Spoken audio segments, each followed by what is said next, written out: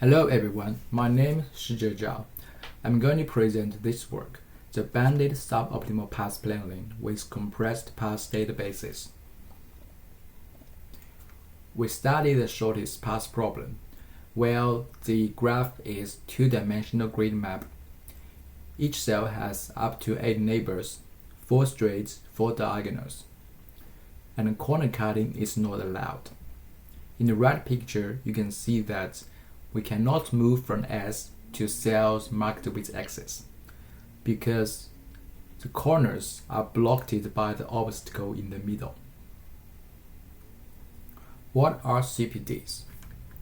We can pre-compute all pair first move. This requires n square space to store, but we can compress so that the actual space cost is much smaller than this upper bound. The basic idea is that in each cell we store the first move set, and those cells have common elements. We can group them by a predefined ordering and compress them by run-length encoding algorithm. What's more, we can introduce actual symbols to improve the compression. After that, the query processing is just a search-free path extraction.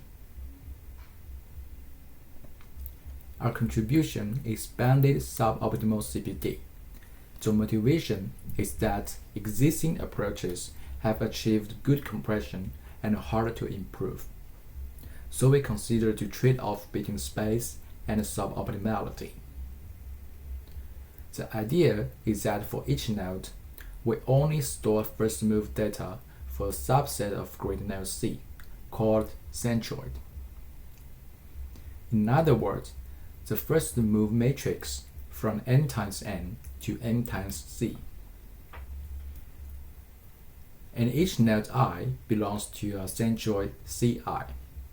The centroid path from S to T is the shortest path from S to centroid of T plus the shortest path from centroid of T to T. To make this be a banded suboptimal, we guarantee the distance between T and its centroid less or equal to a fixed value delta. How to compute centroids? Let delta be 3. In the first step, we generate seed centroids by a heuristic function and guarantee the distance between any pair of centroids less or equal to 2 delta. In the next step, we generate the rest of centroids on the borders of existing centroid region and guarantee the distance between any pair of centroids are in range delta to 2 delta. This implies that the size of each centroid region log equal to half delta, and that the total number of centroids is expanded. There are some optimizations. In the original CPD, we store the information in forward direction.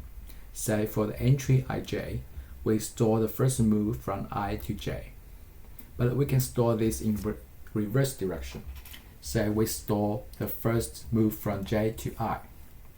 There are some advantages. First, it gets more space reduction from the centroid idea. Second, it has faster path extraction. Let's see an example. The picture shows the entry in forward and reverse CPD. You can notice that these numbers are not in order. This is because we have a predefined ordering for the compression. The light blue color shows the entry for 4 CPD, and the dark blue color shows the entry for centroid CPD. Assuming the centroids are 2 and 5, in the forward CPD, we can throw away all the columns that's not a centroid node. And after the compression, in some row, the number of entry is still same. While in the reverse CPD, we will throw away the row that's not a centroid node. And throwing away row always reduces the size of CPD. That's the reverse CPD gets more space reduction. In the path extraction, each lookup is a binary search in database. In the forward CPD, we will look up in different rows. For example, if the path is 2 to 5, we first look up in row 2, row for node 2. Then we look up in row for node 3, and so on. While in the reverse CPD, we only look up in the target row. This will reduce the chance of catch missing, so that each lookup would be faster. Also notice that one lookup may extract multiple continuous moves in reverse CPD, so that the total number of lookup is smaller. That reverse CPD has faster path extraction. Another optimization is to encode illegal moves. The picture shows one row in the reverse CPD with the map layout. And notice that encoding this X into SW allowed us to compress the rectangle region into one symbol. Because now every cell has a symbol SW. Now when you look up, you will get SW, but this is an illegal move that runs towards an obstacle, so that you need another decode branch to extract the valid move S. This idea can improve the compression. We ran experiments on benchmark GPPC 2012. There are 105 game maps.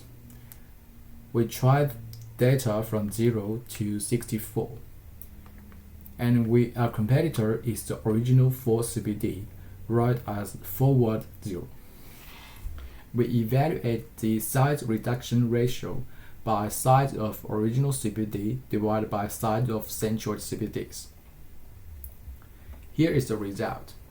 You can see that when data is small, both reverse and forward centroid CPD has a larger size because they don't get much reduction from the centroid, but they need extra space to store the centroid information.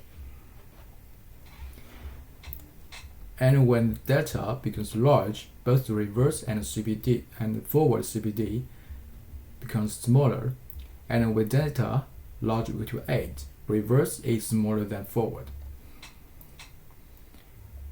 We also tested the path extraction, and we evaluate the speed up ratio by the time cost on the original CPD divided by time cost on the centroid CPDs.